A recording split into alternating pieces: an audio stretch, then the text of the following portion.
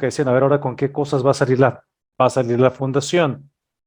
Eh, Como tema de defensa propia, lo que decimos es que la fundación no se levanta pensando en hacer cambios en el estándar. Eso es lo relevante. No nos levantamos pensando en que si vamos a hacer cambios ahora o qué modificaciones. La propia industria, los stakeholders son los que nos están orillando a hacer los cambios y las actualizaciones. Recuerden que la fundación tiene una estructura en la cual hay stakeholders, hay advisory committees, hay toda una serie de participantes que son la industria de los alimentos, son la propia ISO, es el International Accreditation Forum, es el Global Food Safety Initiative. Entonces, este tipo de situaciones son los que están haciendo que la fundación tenga que estar cambiando las características del esquema. Es muy importante, por supuesto, los cambios y ahorita voy a explicar más o menos en brevedad cómo es de que va surgiendo todo este proceso. Entonces, nuevamente, mi nombre es Adrián Casillas, represento a FSSC para parte de Latinoamérica. Toda la información que vamos a ver está en inglés. ¿Por qué? Porque todavía no sale la traducción oficial.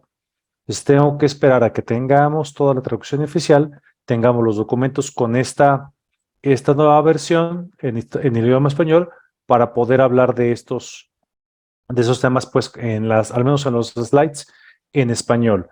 Y lo más importante, recordarles, independientemente de lo que practiquemos, independientemente de las traducciones, el idioma oficial es el inglés. Como tal, tendríamos que usar siempre, ante la duda, la versión en inglés. Muy brevemente, la fundación es una fundación sin fines de lucro, por eso nos llamamos fundación. Es una organización en la cual, pues, todo lo que recuperamos y recopilamos de los fees que cobramos por emisiones de certificado, por supuesto, las empresas tienen que pagarnos un fee, los organismos de certificación tienen que pagarnos un fee, tiene dos principios fundamentales. Uno es el que podamos hacer este tipo de acercamientos, el que podamos hacer este tipo de charlas, el que podamos crear más documentos de apoyo. Recuerden que siempre acompañado de estos documentos y de esta investigación y todo el research que se hace para hacer las actualizaciones, hay todo un equipo técnico detrás que está desarrollando materiales, que está desarrollando guías, las cuales son elementos muy buenos. Entonces, es por eso de que se cobra este fee para hacer este tipo de actualizaciones. Pero aún hay un tema más importante y que, bueno, en eso necesitamos de toda la industria para que nos esté apoyando para poder seguir desarrollando el esquema. Un programa que se llama Integrity Program. Nuestro programa de integridad es un requisito por Global Food Safety Initiative, el cual nos exige que estemos supervisando a todos los organismos de certificación. ¿Qué quiero decir con esto? Que los organismos de certificación que están en la lista de los organismos certificados, todos pasaron por el mismo proceso. Todos tienen las mismas características, todos son evaluados de una manera exhaustiva. Año con año se les está dando seguimiento a los organismos de certificación que son nuevos. Hay un programa que se llama Onboarding. Los estamos apoyando, lo estamos monitoreando, lo estamos revisando. Estamos viendo que cubran con todas las reglas que quiere la fundación. De hecho, los organismos más nuevos son los que más sufren porque tenemos muchos programas de seguimiento con ellos. Pero al final de cuentas, lo que queremos garantizar es que si va a un organismo de certificación, pues tenga realmente toda este seguimiento que cumpla con nuestras reglas. Hay veces que en los organismos de certificación más grandes tenemos un poquito más de dificultad porque son más auditores, porque son más paquetes que tenemos que revisar. Pero bueno, al final de cuentas lo que quiero decirles es, todos los organismos que tenemos de certificación cubren con las necesidades y las expectativas que tiene la fundación. A lo largo de 14 años que hemos tenido el desarrollo de estos esquemas, digo, sé que la versión 5, la versión 6, perdón, es lo más importante para este webinar, pero quiero decirles, todo lo que estamos viendo a lo largo de estos 14 años, desde que fue aceptado FSSC por la Global Food Safety Initiative, ha habido migraciones de sistemas, ha habido migraciones, perdón, de versiones.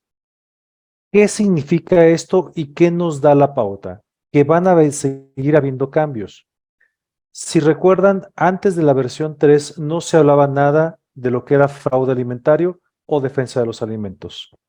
Global Food Safety Initiative saca un requisito y dice, ahora todos los CPOs o los dueños de programas de certificación están obligados a agregar reglas relacionadas con estos requisitos. La versión 5, entre la versión 4 y la versión 5, sale un requisito que se llama cultura de inocuidad. Y aquí entramos en un pequeño problema. FSSC no pone un requisito específico sobre cultura de inocuidad. A lo largo de muchas conversaciones, a lo largo de muchas pláticas, conferencias, platicar con las organizaciones, platicar con organismos de certificación, encontramos que el problema era que las organizaciones decían, es que sí hay una guía, pero las guías no son obligatorias, no las podemos auditar y no podemos aplicar la guía o la cultura de inocuidad de acuerdo a las guías que están establecidas en ese documento. Pero el documento decía, de acuerdo a las reglas de GFCI o de Global Food Safety Initiative, todo lo que es cultura de inocuidad es obligatorio. Hay 4 pilares que tienen que ser atendidos. Entonces, este tipo de características, este tipo de situaciones nos ponen en dificultad. ¿Por qué? Porque si la organización no implementa el requisito de acuerdo a cómo lo establece la guía o de acuerdo como se está visualizando desde una parte interesada como la GFCI, entonces es complicado hacer la presentación y el cumplimiento con todos estos documentos. Pero ¿por qué pasa esto? Inclusive muchas organizaciones pueden decir que FSS es muy flexible y la respuesta es sí y no. Lo que nos preocupa de las certificaciones no es un papel en la pared, no es tener miles de certificados. Lo que nos preocupa como fundación, y esto está definido dentro de la misión y visión, es proveer o tener un mundo mejor. ¿A qué queremos llegar con esto? Que lo que nos interesa en toda esta estrategia, en toda esta infográfica que estamos viendo de relaciones entre versiones, relaciones entre las categorías de las empresas, organismos de certificación, organismos de acreditación, lo que nos interesa es realmente esta confianza que debe de haber en las certificaciones. Por eso FSS decimos que somos flexibles porque podemos tener diferentes maneras de aplicar el estándar. Todo lo que son los stakeholders, todo lo que se ve a nivel europeo, ellos dan votos de confianza, que si lo traducimos a veces en lo que pasa en Latinoamérica, algunas organizaciones latinoamericanas, perdón, nos preocupamos más por decir, bueno, ¿de qué manera puedo cumplir con el mínimo requisito indispensable para lograr la certificación? ¿O de qué manera puedo torcer un poquito las reglas para poder hacerlas más ligeras y a tener un sistema mucho más flexible?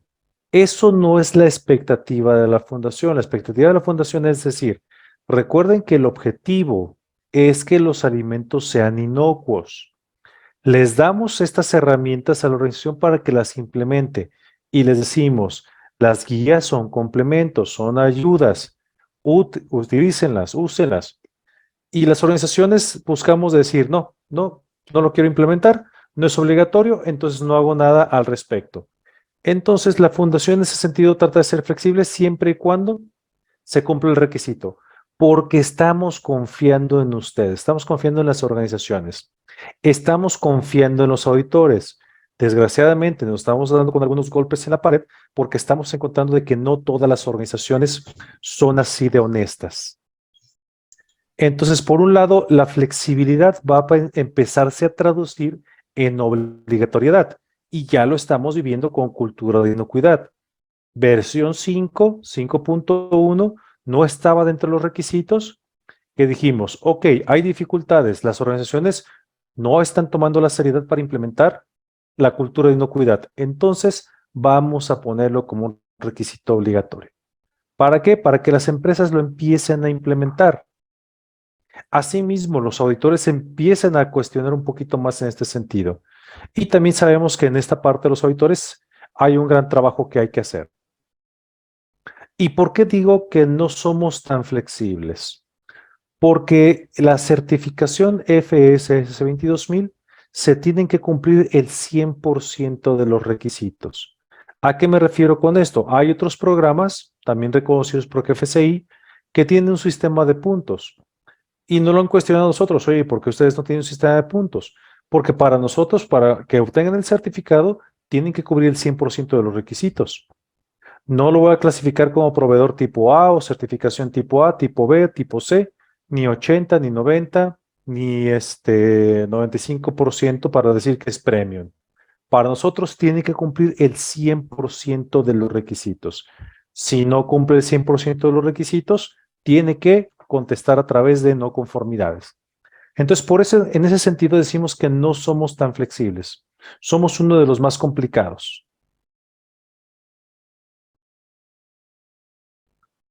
¿Qué fue lo que cambió? Como dijimos, tenemos stakeholders. Uno de los stakeholders es el ISO, la organización ISO, que es la que define nuestra base del sistema de gestión a través del ISO 22000.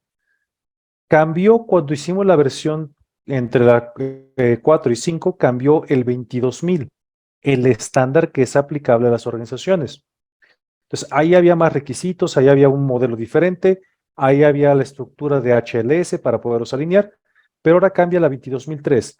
Esta directamente no va de relacionada con las organizaciones productoras, va más hacia el tema de certificación, pero hace un cambio sobre la estructura de las categorías, de tal manera que nos mueve las categorías.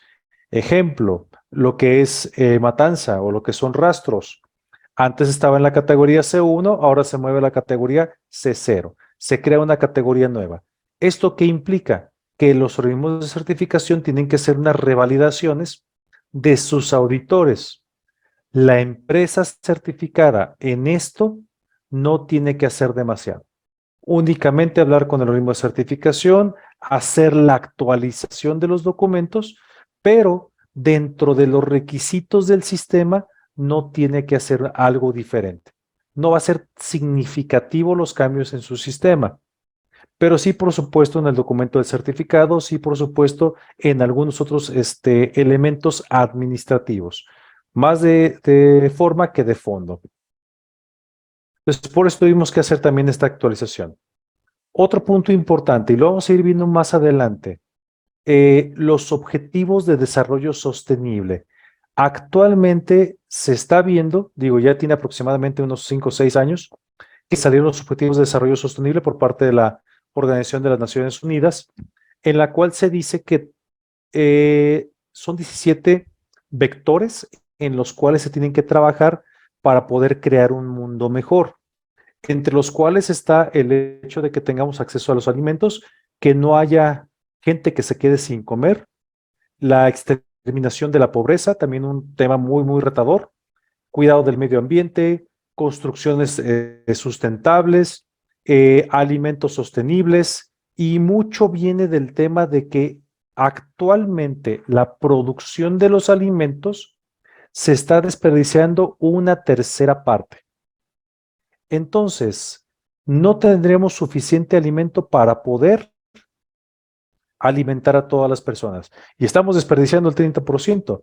Entonces, aquí hay muchos temas que se tienen que ir desarrollando y hay muchos factores. La Global Food Safety Initiative también tiene algunas iniciativas. El Foro de los Consumidores también tiene algunas iniciativas. La ONU también tiene unas iniciativas y se dice que pues esto es un factor que tenemos que empezar a controlar. ¿Por qué? Porque el hecho de que desperdiciemos nos va a llevar a contaminación adicional. ¿Por qué? Porque para poder sostener los alimentos a nivel mundial, el consumo de los alimentos a nivel mundial, entonces tengo que producir más. Producir más equivale a más emisiones a la atmósfera, a más generación de metano, a más generación de CO2, a más consumo de agua, a mayor calentamiento global. Entonces dice, es un efecto que es un círculo vicioso. ¿Por qué? Porque a mayor efecto invernadero, a mayor impacto ambiental, menor productividad en el campo. Menor productividad en el campo nos asocia, por supuesto, a tener menos alimentos. Entonces, este tipo de círculo vicioso se está tratando de cubrir, de que tengamos todos un tema de desarrollo sostenible que proteja a las siguientes generaciones.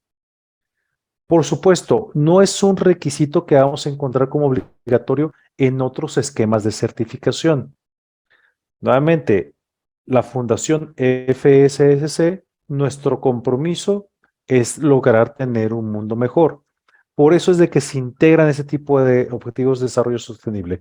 Pero muchas organizaciones van a decir, oye, ahora me estás agregando más cosas, ahora me tengo que preocupar por otros este tipo de requisitos, ahora tengo que demostrar estrategias para el desarrollo sostenible. La respuesta es sí, pero créanmelo, es un beneficio y vamos a verlo un poquito más adelante.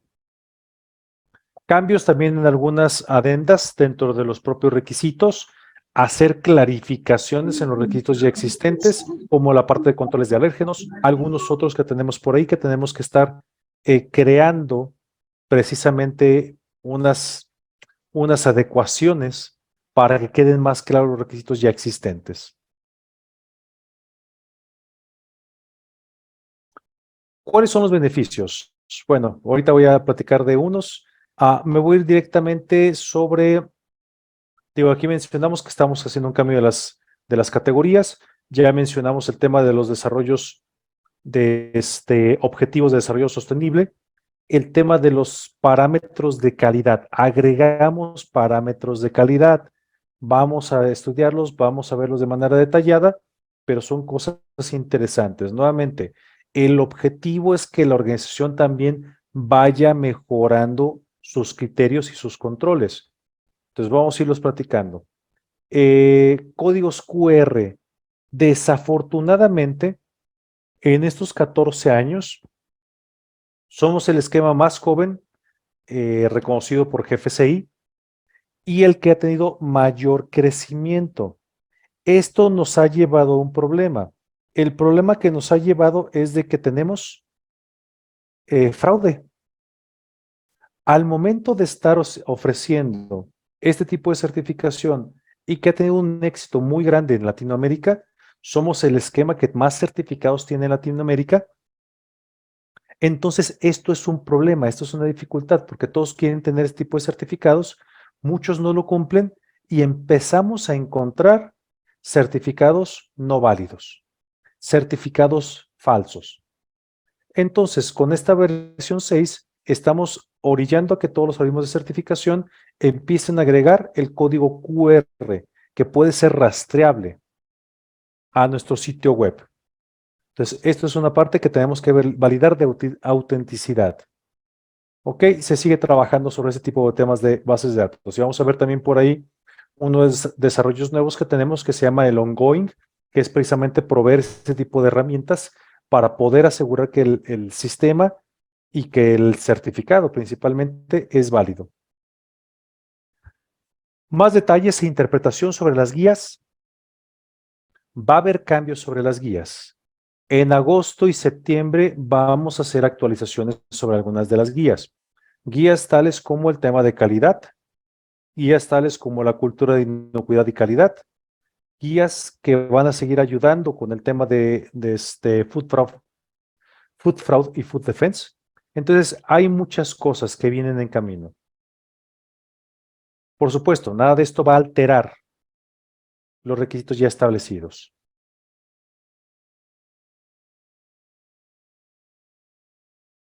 La estructura no cambió, tenemos los mismos apartados, tenemos los mismos requisitos. Uno de los cambios también significativos que tuvimos para esta versión 6 es de que, digo, esto es un tema a lo mejor también que podría parecer de riesgo, pero tiene un fundamento de que ya no hay organismos de certificación que vayan a tener una licencia específica por parte de la fundación. Vamos a tener un proceso de online, esto es específicamente para organismos de certificación y otro tipo de organizaciones donde se puede dar una capacitación y se puede tener este tema de entrenamiento, pero ya no estamos dando licencias a los organismos de entrenamiento para que al menos por parte de reconocimiento por la fundación. Ya eso se va a retirar este año. Ya el siguiente año todavía tienen beneficio de poderlo implementar este año, pero el siguiente año ya no tenemos a nadie reconocido como organismo de entrenamiento. Y bueno, hay muchos cambios. ¿Sobre cuál nos vamos a enfocar? Específicamente un requisito de la parte uno, los requisitos más relevantes de la parte 2. Este no es un webinar técnico, ya se acercarán con Emma y con sus compañeros para que puedan tener entrenamientos específicos. Esta es una plática muy formal para poderles explicar cuál es el fundamento que tenemos como fundación en estos cambios, explicarles nuestras razones de los cambios y que vean el beneficio de tenerlos. Vamos a platicar un poquito de la parte 3 en un tema que sí les impacta, a pesar que es del proceso de certificación, pero vamos a estar platicando del tema del tiempo, del cálculo del tiempo para una auditoría. Muy bien, mencioné cambios interesantes, importantes, fue específicamente las categorías. FSSC ya no va a certificar categoría A.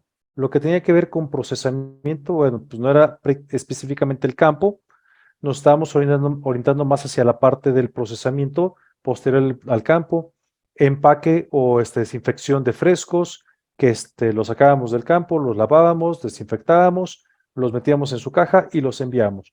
No veíamos nada de lo que era plantación o preparación de suelo. Era prácticamente recopilo el producto, lo empaco, lo limpio y lo envío a consumo, sin ningún tipo de procesamiento adicional. De acuerdo a uno de los boards, el board de stakeholders, decidieron que no era nuestro enfoque, no eran demasiados los certificados emitidos. Digo, eso podría parecer una justificación muy, muy banal, pero dijeron parte del comité de stakeholders que nuestro enfoque está sobre el procesamiento. Dijimos, bueno, cosas que tienen que ver ya con un contacto más directo con los consumidores, de la parte de procesamiento en delante, podríamos tener un mejor control. El 80% de nuestros certificados están entre las categorías C y D, y también la parte de K de bioquímicos o aditivos e ingredientes. Entonces dijimos, esos son los que nos preocupan. Vamos a hacerlo bien con estos. Más adelante vamos a pensar si tuviéramos algún tipo de estrategia adicional. Entonces, se quita la categoría A. La categoría de C0, se crea la categoría C0. Bueno, esto lo creó el comité técnico que trabajó sobre la norma ISO 22003. Se crea la categoría de Trading and Brokering. Y esta categoría es muy interesante. Significa, ya vamos a poder auditar y certificar ese tipo de procesos. Los que son comercializadores, y muchas ocasiones estos comercializadores ni siquiera tienen contacto con el alimento. No lo almacenan, no lo transportan, únicamente conectan al vendedor con el comprador. Entonces, este tipo de certificaciones también entran dentro de las categorías certificables para FSSC. Cosa interesante, como ya lo mencioné, no tienen contacto con el alimento, pero sí es una parte muy importante dentro de la cadena. Inclusive, los riesgos que existen para el tema de fraude alimentario al utilizar este tipo de servicios son muy altos. Y la organización tiene que hacer ese análisis para validar efectivamente de que no hubo fraude reetiquetado o cambios en las condiciones cuando estamos trabajando con un broker.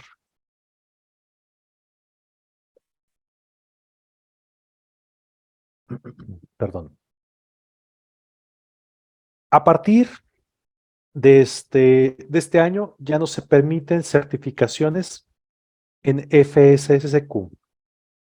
¿Por qué?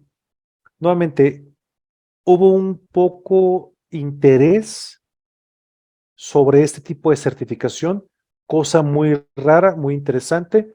Creemos que fue más por un tema de estrategia de las organizaciones, de las organizaciones y organismos de certificación, porque curiosamente sí hay muchas empresas certificadas en FSSC que tienen certificación en ISO 9001.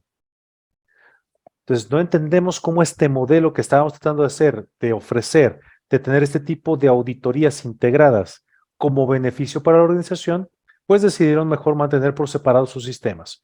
Es respetable, es aceptable, entonces dijimos, ok, vamos a seguir enfocándonos, perdón, en lo que somos fuertes, en la parte de los alimentos, aunque para esta versión 6 agregamos algunos criterios relacionados con calidad. Entonces son parte de los cambios basados en las categorías. Otro de los cambios que se fortalecieron, el uso de material de empaque reciclado. Sí se usa, sí está permitido, muchas organizaciones tienen controles muy buenos, simplemente nuevamente fue el tema de fortalecer el requisito y explicarles todo lo que sea reciclaje de material de empaque, ahora debe de ser considerado como si fuera una materia prima. Muchas organizaciones a lo mejor dicen, oye, pues yo ya lo hacía, no sé cuál es el big deal, pero al final de cuentas había otras organizaciones que no. Entonces, para proteger todas esas buenas prácticas, decidimos que se tenía que fortalecer el requisito. Voy a brincar un poquito las dos siguientes. Ahorita se las voy a explicar porque es muy bueno ese criterio. Defensa de los alimentos y fraude alimentario, la platicamos con la parte de trading y brokering. Era un tema crítico, sigue siendo un tema crítico. El origen de las materias primas, parte del proceso de fraude de los alimentos y defensa de los alimentos, este análisis que existe. Y me hicieron me hicieron una pregunta el otro día. Oye, ¿qué pasa si nada más les pido la certificación al proveedor para que con eso yo pueda decir que el proveedor o la materia prima es confiable? Les digo, depende de lo que diga el análisis de vulnerabilidad. Porque si tengo una materia prima que es de baja vulnerabilidad, podría ser aceptable. Pero si tengo una materia prima que es muy vulnerable, es de alto valor, es de alta probabilidad que sea adulterable, entonces no van a ser suficientes los controles de una certificación. Entonces la organización tiene que definirlo y esto es lo que pide precisamente el plan.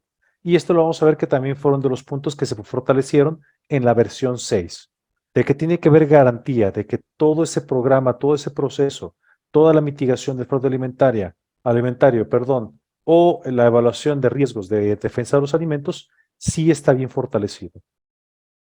Manejo de alérgenos, se hicieron algunas mejoras, agregamos el hecho de que tiene que estar bien fortalecido y esto va un poquito con la parte del artwork que vamos a platicar un momento, igual con el tema de monitoreo ambiental. Se hicieron más fortalecidos estos requisitos. ¿Para qué? Para no dejar ambigüedades e interpretaciones, principalmente. El tema de manejo de alérgenos siguen siendo los mismos conceptos, siguen siendo los mismos criterios que al final de cuentas se tiene que tomar en consideración. La legislación vigente tiene que estar de manera adecuada el control, el monitoreo, la prevención de contaminación cruzada.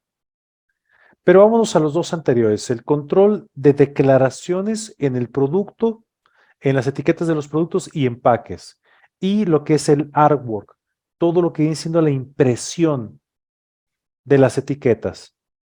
Aquí hay dos temas interesantes. El auditor, voy a decirlo desde la parte del auditor, pero vamos viéndolo desde la parte de la organización.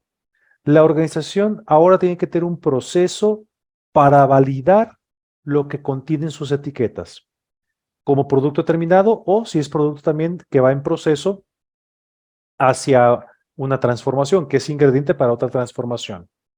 Cualquier declaración tiene que ser auditada. ¿Por qué? Porque la fundación no permite certificaciones como el hecho de que digamos, o declaraciones como el hecho que digamos que es libre de algún aditivo, o que de origen natural, o que es el mejor, o que reduce el estrés, o que baja, ¿cómo se llama? Ayuda a bajar de peso. Ese tipo de declaraciones no están permitidas.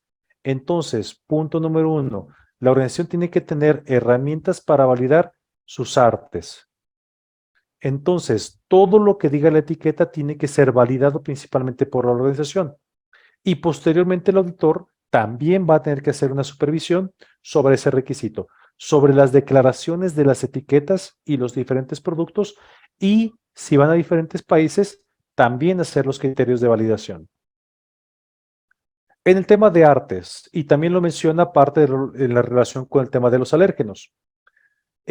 Uno de los ejemplos que podemos mencionar de los artes que se estuvieron cuestionando, había organizaciones en las cuales decían, podría contener alérgenos. Esta declaración podría ser válida. El auditor y la organización tienen que agotar todos los medios posibles para prevenir la contaminación cruzada.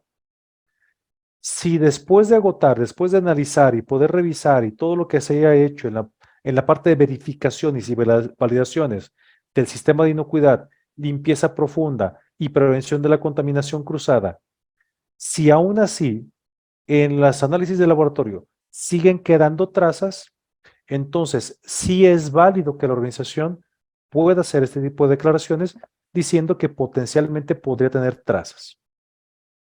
Pero para eso los programas prerequisitos, para eso los PROPs o los SPs tendrían que estar bien alineados, bien verificados y bien establecidos para poder garantizar de que se hicieron todas las características posibles o todos los recursos posibles se utilizaron para poder prevenir contaminación cruzada. Entonces, lo que se va a valorar aquí es el esfuerzo de la organización sobre el tema de verificación y validación. Y si declara algo la organización, como en este caso, que pudiera contener trazas de algún alérgeno, pues que no sea porque la organización no está haciendo un correcto lavado. ¿Ok? Eso es principalmente lo que tiene la organización que asegurarse de todo lo que diga su etiqueta y justificar por qué declararon cierto tipo de características en su etiqueta. Esto por tema de lo que ha pasado a nivel internacional. La estadística a nivel internacional dice que el principal problema de retiro de productos es el mal etiquetado. Ni siquiera la inocuidad, es un mal etiquetado. ¿Qué otros elementos también se fortalecieron? Que ya existían en la versión 5. La limpieza de tanques donde estamos transportando producto granel. El producto granel, pues ya sabemos que lo podemos transportar y que pudiera haber cargas anteriores que pudieran haber contaminado el producto. Esto ya muchas organizaciones lo hacen un rastreo de la última y penúltima carga para saber que no van contaminados, hacen inclusive validaciones de hisopados, arrastres, pruebas químicas. Hay muchos requisitos y ya hay muchas cosas que se implementan en muchas empresas. Simplemente estamos buscando que estén bien fortalecidos. ¿Agregamos algunos requisitos? Sí, pero es para poder hacer el requisito un poquito más estricto y más detallado. Control de materia prima. Este requisito me encanta. Por muchos años lo hemos platicado e inclusive a nivel de experiencia como auditorías se ha platicado también bastante el tema del uso de los equipos de rayos X o el equipo del detector de metales. Muchísimas organizaciones me ha tocado escuchar que dicen, es que mi punto crítico, o que a consultores o alguien les dice, tu punto crítico siempre tiene que ser un detector de metales. Bueno, eso sí, solo si el sistema lo requiere. Si mi análisis de peligros define que es necesario ese detector de metales, pero materia extraña no solamente son materiales ferrosos. Si estuviéramos en el tema de cárnicos, podríamos estar platicando también a lo mejor de astillas de hueso o astillas de alguna otra, de madera o de algún otro material extraño. Entonces, no necesariamente el equipo de rayos X, perdón, me regreso, el equipo de detectores de metales va a ser un punto crítico porque la materia extraña puede ser diferente. Puede haber materia extraña no ferrosa y que este punto crítico no va a detectar. E inclusive, a lo mejor si los controles están bien adecuados, si el programa prerequisitos en el control de materia extraña, los procedimientos operacionales y todas las características que la organización define que va a implementar, pueden controlar ese peligro y no habría necesidad de implementar un equipo de rayos X para el equipo de rayos X. sí sirve para materia extraña, incluido materiales ferrosos y no ferrosos, a diferencia del detector de metales, que únicamente su propósito es para detectar metales. Entonces, en este sentido el análisis de peligro tiene que estar justificado. Y si yo digo que voy a implementar este punto crítico de control al final, está bien, siempre y cuando sea justificable. Y que las organizaciones no necesariamente se vayan con la finta de que tiene que haber siempre un detector de metales. Queremos quitar ya del concepto de la gente que un punto crítico siempre es un detector de metales. No necesariamente. Y recordemos, hay más peligros. Hay peligros biológicos. ¿Cuáles son los mecanismos de control? Hay peligros químicos. ¿Cuáles son los mecanismos de control? ¿Y cuáles de estos se podrían convertir en un punto crítico de control? Entonces, es parte de lo que estamos tratando de evolucionar en los sistemas. Tratar de enseñar que sí, el sistema es el que nos va a definir qué es lo que se requiere de medidas de control.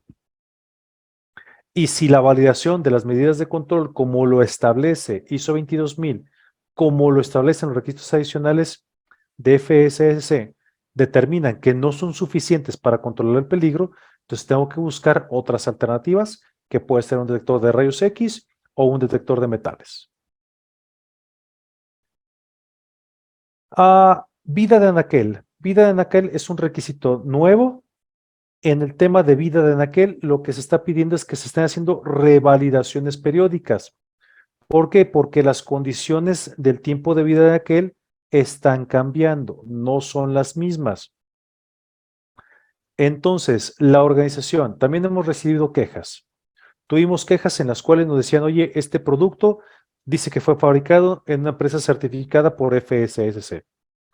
Tengo aquí el producto y la fecha de caducidad dice que es dentro de una semana, pero yo ya tengo el producto actualmente caducado. Por supuesto, pudo haber sido otros factores como una falta de control en la cadena de suministro, una pérdida de la cadena de frío o cualquier otro tipo de factor en el tema de manipulación o almacenamiento. Pero, de cualquier manera, la organización tiene que establecer un procedimiento y un programa de validación del tiempo de vida en aquel, con las tecnologías de material de empaque, con la hermeticidad, con los diferentes tipos de procesos que tengan, tienen que buscar y tienen que hacer un análisis para saber si realmente lo que declararon cumple. Y esto también nos va a ayudar con otro propósito. Posiblemente, recuerden que por ley tenemos que establecer todos los productos alimenticios, se les tiene que poner una fecha de caducidad. Pero si el estudio me determina que puedo extender la caducidad de un producto y no está regulado por la ley o por un país que diga, no, este producto no puede tener más de 60 días y tienes que ponerlo así en la etiqueta. Entonces, si fuera por ese el caso, pues tengo que respetar lo que dice la ley. Pero si no, en ese caso yo podría determinar si puedo extender el tiempo de vida útil que tengo actualmente declarado, pero tiene que haber un proceso de validación. Eso es lo que estamos pidiendo ya con este nuevo requisito. ¿Y esto qué nos ayudaría? Nos ayudaría en dos partes. Una, tema de productividad. Al momento de que pues está este punto, pues estamos haciendo que no se esté desperdiciando tanto alimento y estaríamos contribuyendo también con los objetivos de desarrollo sostenible. Si se puede extender, si no se puede extender, no pasa nada, pero al final de cuentas, el objetivo principal es de que se esté verificando en determinados tiempos. Puede ser una vez al año, puede ser una cada 6 meses, una vez cada 2 años, de acuerdo a las características de cada producto y que se evalúe y se determine si es correcto ese tiempo de vida de almacén. Otro requisito que se fortaleció,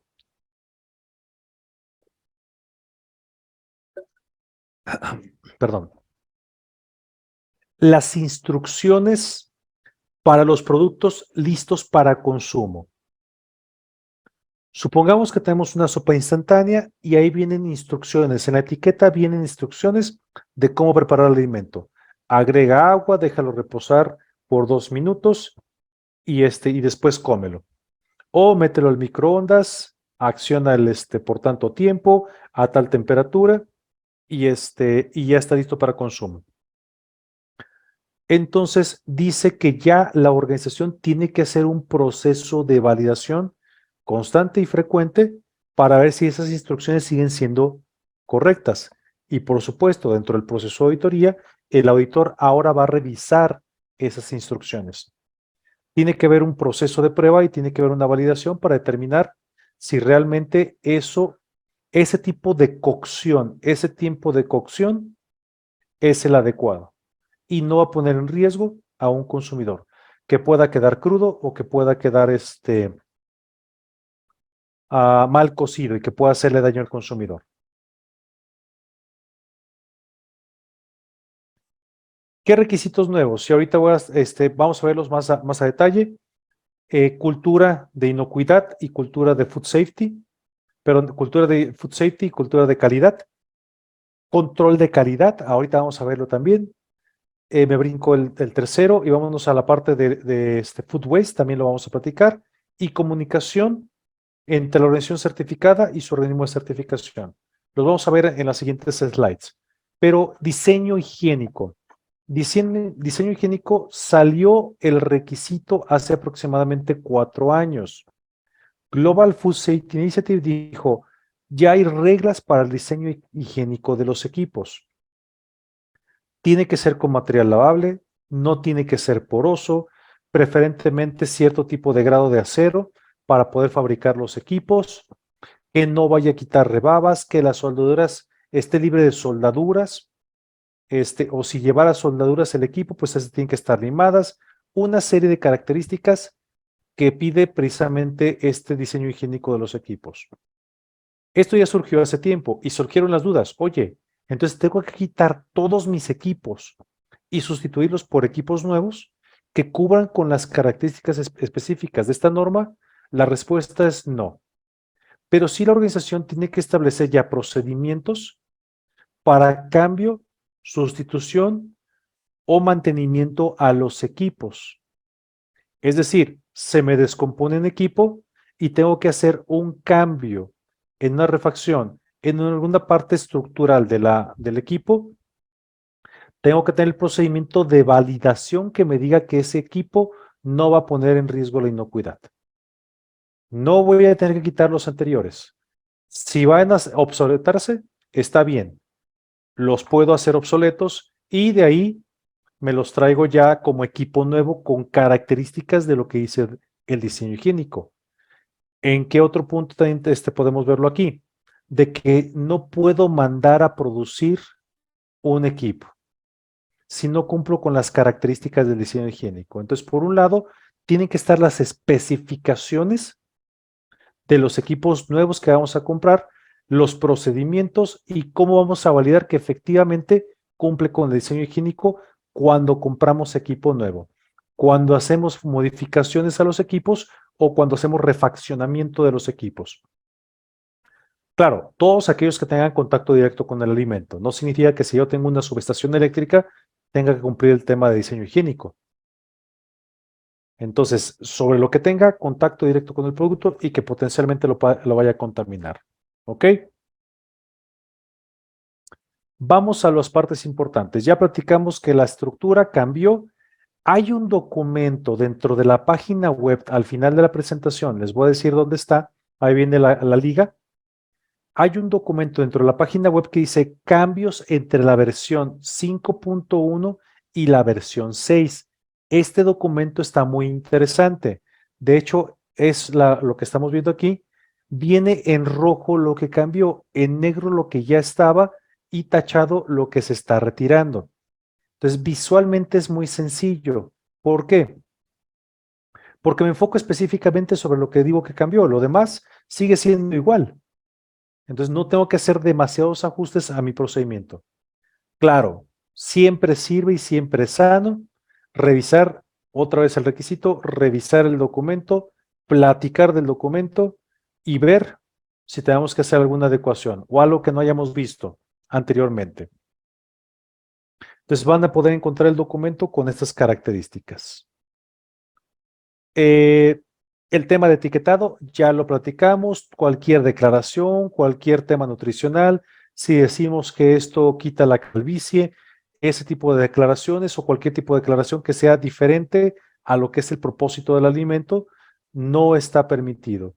Entonces, la organización tiene que ya tener sus requisitos bien establecidos, tiene que tener procesos para la administración de los cambios en el etiquetado, tiene que tener un proceso de aprobaciones y tiene que tener procesos para poder detectar cualquier tipo de alteración sobre los artworks. Entonces, ahora sí es un poquito más el tema de meternos con el etiquetado. Claro, recuerden que tenemos etiquetado que tiene que cumplir cierto tipo de normatividad, como en México la 051. Pero al final de cuentas también, materiales en proceso también van a ser evaluados. No significa que porque no tenga una declaratoria por parte de un requisito normativo o regulatorio, no se va a auditar y que yo diga, ¿sabes qué? Es que yo solamente proveo ingredientes. No tengo que apegarme al requisito legal. Este requisito de FSSC dice, aplica a todas las categorías. Si es producto en proceso, también tiene que estar de manera correcta la identificación de las características del producto. En su manejo, si contiene alérgenos, fechas de caducidad, si tiene que tener refrigeración, si tiene que tener cierto tipo de controles y el número de batch tiene que estar, porque eso es parte de los requisitos para todas las categorías. Manejos de alérgenos, por supuesto, mucho tema de warnings, de recomendaciones hacia los consumidores. Desgraciadamente, sigue habiendo problemas con manejo de alérgenos. Han sido declarados, la versión del ISO 22000 es del año 2000. Tenemos más de 20 años que surgieron las primeras iniciativas y si nos vamos hacia atrás, HACCP, DOSH HACCP y otra serie de iniciativas de certificación de alimentos ya existían, SQF, BRC, ya son programas que tienen bastante tiempo en el mercado. Entonces, el tema de alérgenos no es nuevo y desgraciadamente sigue habiendo contaminación de alérgenos. Sigue habiendo intoxicación de gente por alérgenos. Entonces, se tiene que fortalecer. Dice que se tiene que tener un plan de manejo, de revisión, al menos de una manera anual, para verificar los impactos, revisar si ha habido temas de retiro de producto, este, suspensión en el embarque, revisar en la industria, ver otro tipo de datos para determinar qué es lo que está pasando con el manejo de los alérgenos. Entonces, es un poco más detallado este requisito.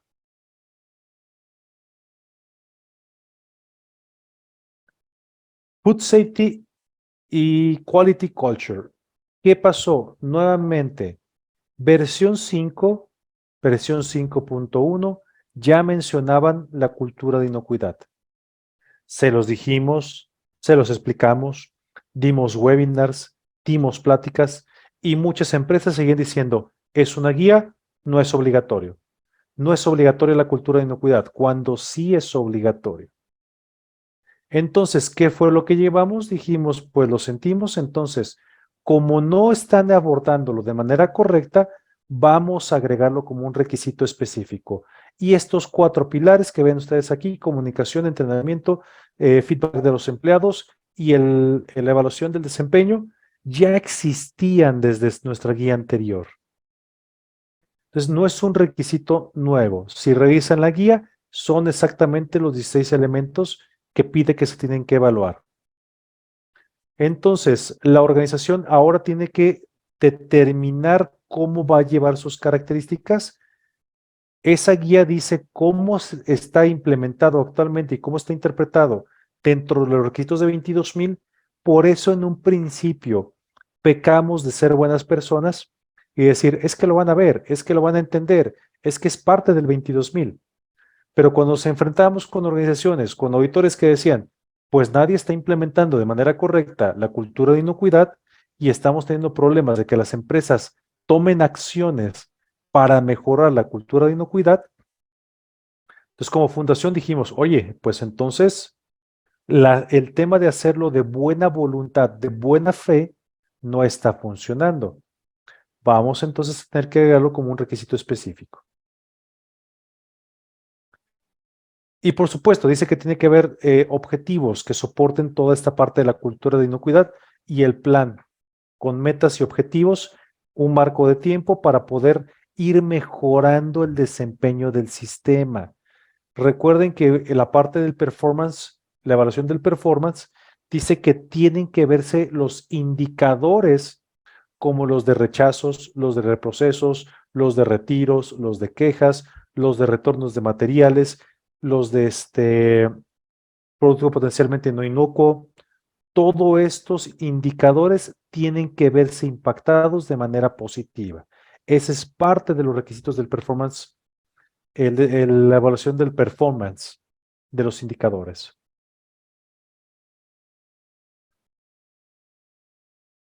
Quality control, y esto va de la mano con que el hecho de que quitamos, porque pueden decir, oye Adrián, a ver, quitaron el FSSQ, ¿qué onda?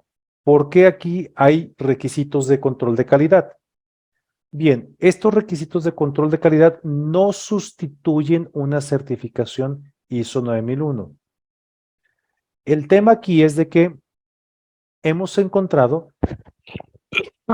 perdón, encontramos que toda empresa requiere de las dos características. Es una simbiosis. Necesitamos calidad y necesitamos inocuidad.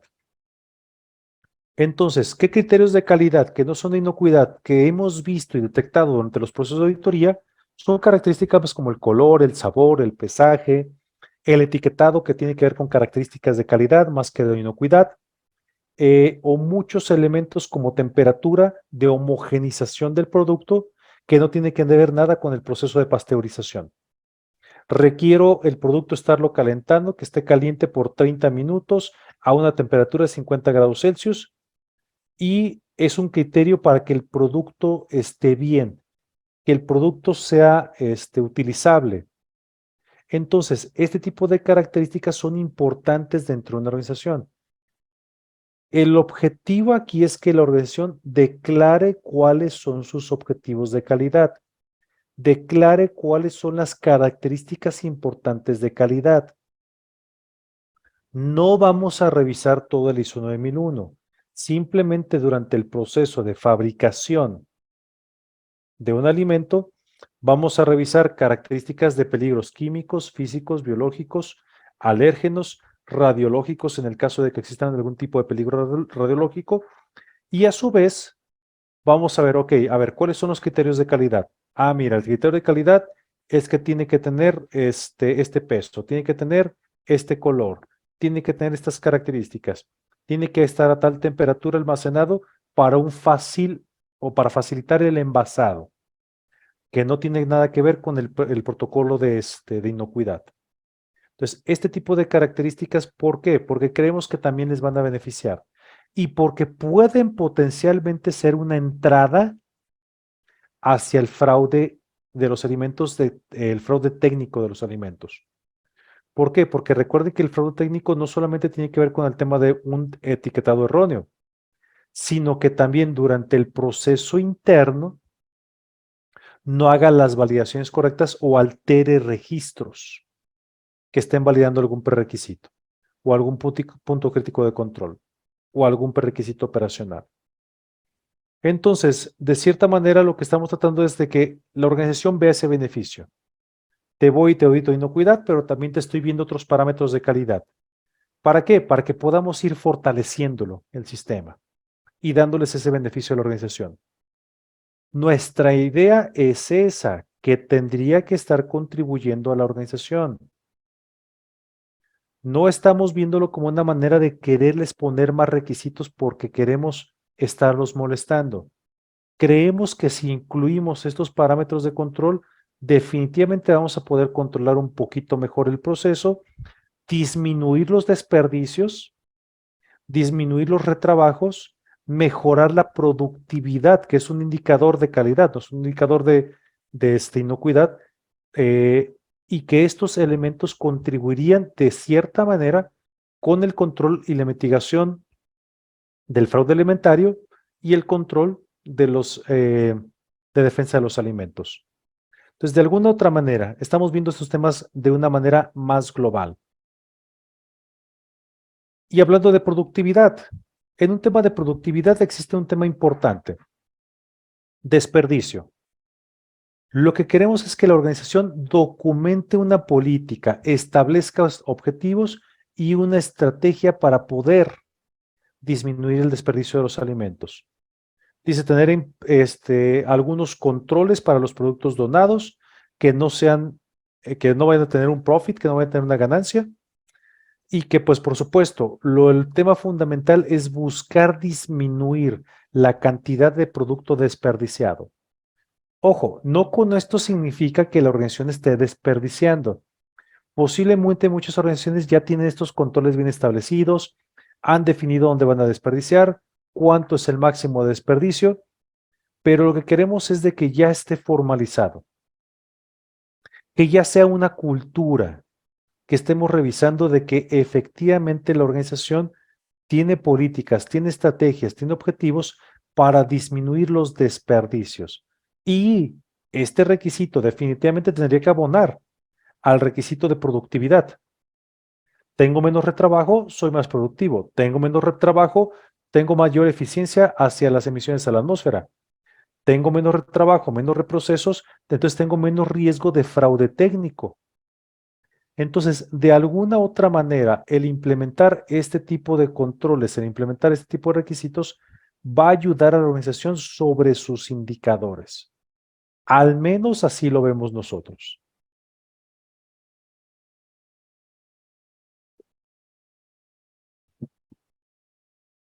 Comunicación.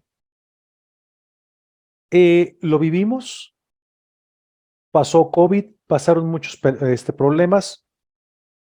Eh, la Organización Mundial de la Salud ha declarado que va a haber más problemas de pandemias en el futuro. Dicen, tenemos que estarnos preparados. Había estado el H1N1 hace aproximadamente unos 13, 14 años. No tuvo un impacto tan global como lo tuvo COVID, pero ya no lo habían advertido. Ahora con el tema de COVID dicen, bueno, está COVID, pero no solamente es COVID, puede haber guerra. El problema que está habiendo con Ucrania y Rusia.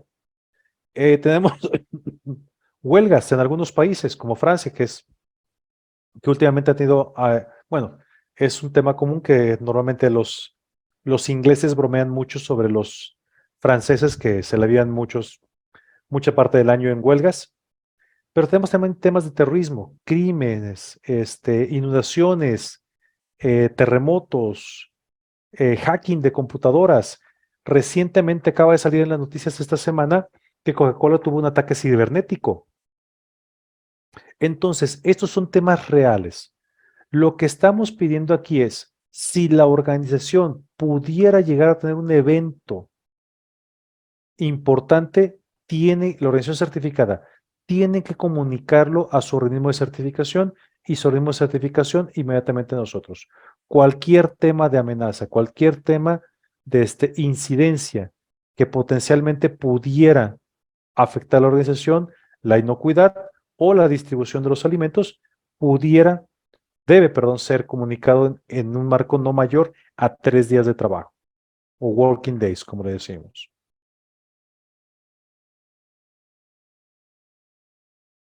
Esos, esos son algunos de los elementos de la parte 2. No puse todos los elementos, porque nuevamente no se trata de hacer aquí un curso de capacitación, sino tratar de darles la perspectiva y que ustedes también me puedan hacer preguntas.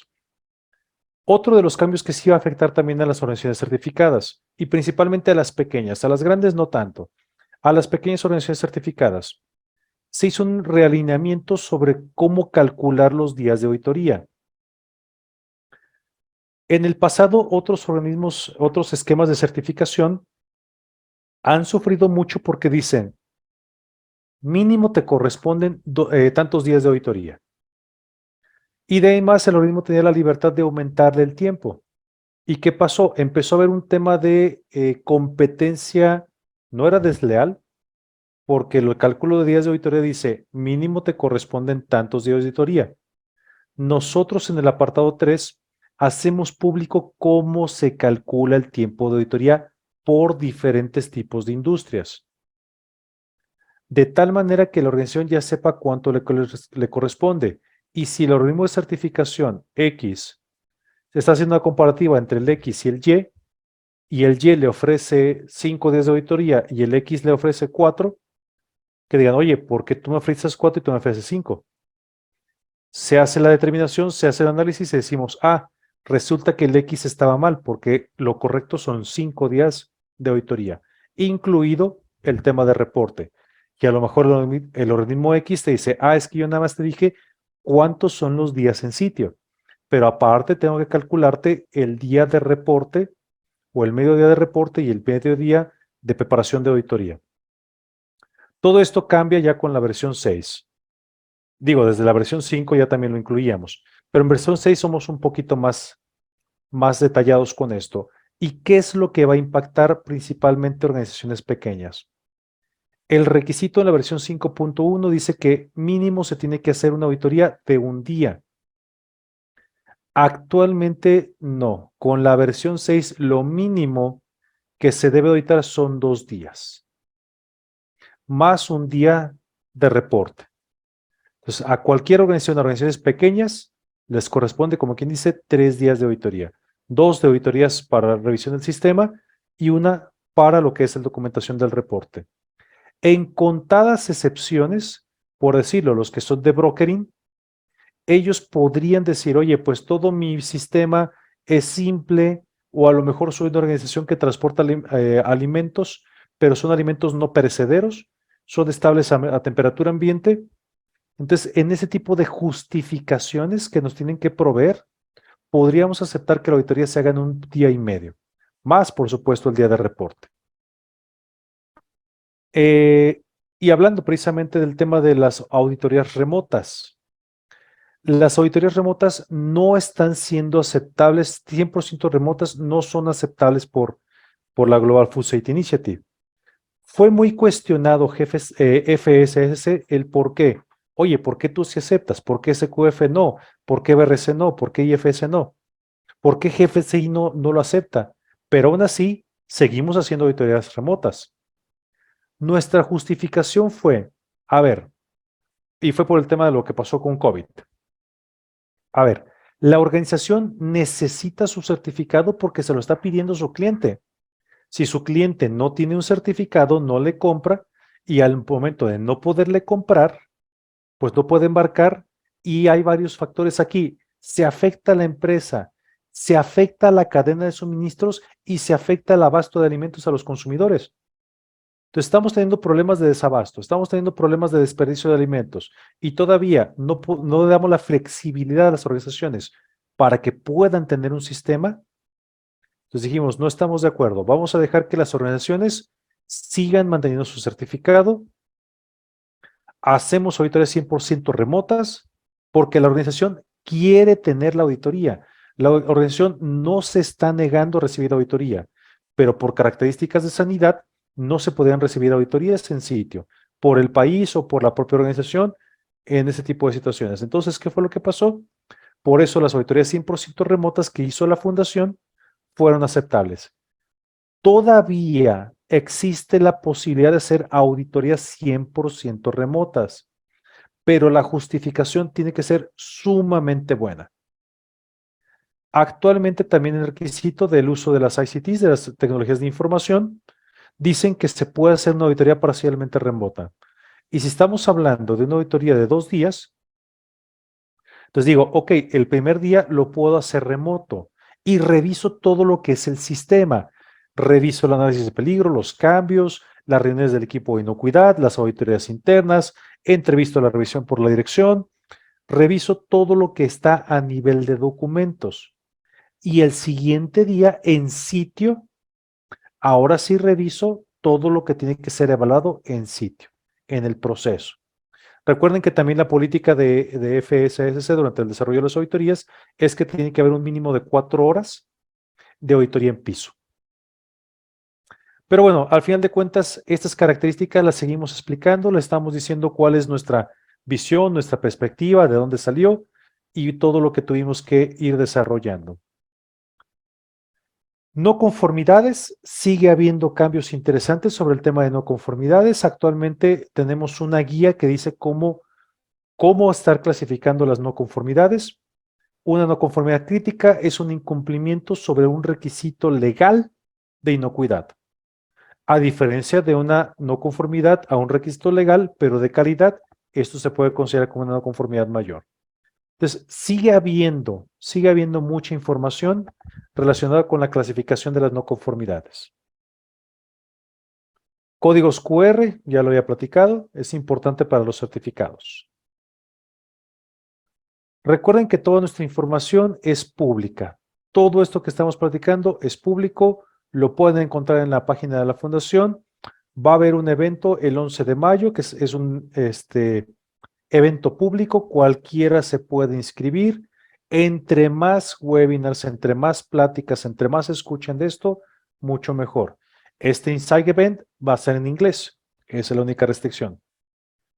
El documento, esto es un documento muy bueno, el último, que dice que es los cambios, el overview de los cambios entre la versión 5.1 y la 6. Sumamente bueno. Realmente que creo que sí genera bastante valor a las organizaciones que ya tienen implementado FSSC.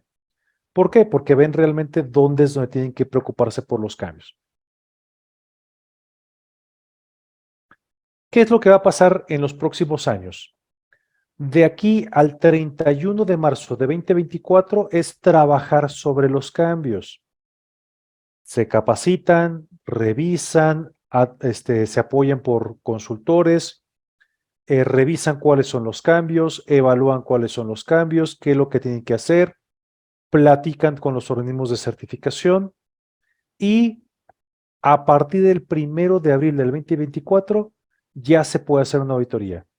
Aunque ustedes me digan, ¿sabes qué? En agosto ya tengo mi sistema implementado, ya estoy listo, ya implementé toda la versión 6, no se puede hacer auditoría sobre versión 6 hasta el 1 de abril de 2024.